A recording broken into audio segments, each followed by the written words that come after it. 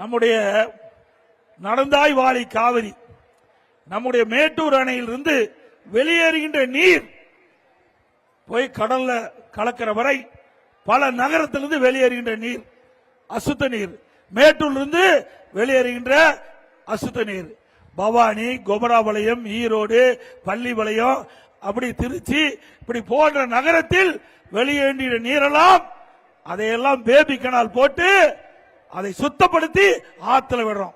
அற்புதமான திட்டம்.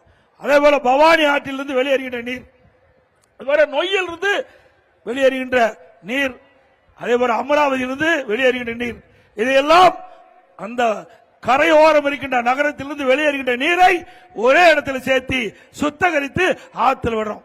அப்படி அருமையான திட்டத்தை கொண்டு வந்த அரசாங்கம் அதிமுக அரசாங்கம். இங்க தண்ணி குறைந்த போது குடிப்பதற்கு எவ்வளவு சிரமமா இருக்குது. 11,400 கோடி மத்திய அரசிலிருந்து நாங்கள் வாதாடி வாங்கி தந்திருக்கிறோம். 11,400 கோடி மத்திய அரசு, மாநில அரசு இந்த திட்டத்தை நிறைவேற்ற இருக்குது. இந்த திட்டம் அதிமுக ஆட்சியில் முதலமைச்சர் இருக்கும் போது பாரத பிரதமர் திரு நரேந்திர மோடி இடத்தில் கொடுத்து அதை 2 அவையில் கூட்டுக்குழுவில் மேதகு நம்முடைய குடியரசுத் தலைவர் உரையிலே இடம்பெற்று இந்த திட்டம் அனுமதி கொடுத்தாங்க. 2 வருஷத்துக்கு முந்தி மத்திய அரசு நிதி கொடுத்துட்டு அதை கூட செயல்படுத்த முடியல. இந்த அரசு தேவையா? 11,400 கோடிங்க. ஒரு சொட்டு நீர் கூட மாசு இல்லாம குடிக்கக்கூடிய அற்புதமான திட்டம். ஏன்னா காவிரி தண்ணீரை நானும் குடிச்சிட்டு இருக்கிறேன்.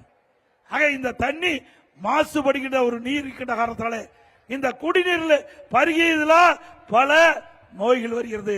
இந்த தண்ணீர் விவசாயத்துக்கு பாய்ச்சுகின்ற பொழுது அந்த பயிர்ல பல நோய்கள் தாக்கப்படுகின்றது.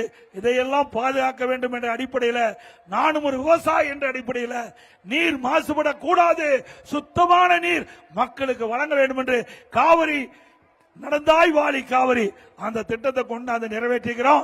அந்த திட்டத்தை இந்த அரசு முடக்கி இருக்குது. பணம் மத்திய அரசு கொடுத்து விட்டது. ஆனால் திமுக அரசு மத்தியிலிருந்து எந்த திட்டத்தையும் கொடுக்கவில்லை என்று ஒரு பொய்யான அவதூறான பிரச்சாரத்தை பரப்பி வருகிறார்கள். மீண்டும் அதிமுக ஆட்சி உங்கள் மூலமாக மலரும். இந்த நடந்தாய் வாழி காவிரி திட்டம் நிறைவேற்றப்படும்.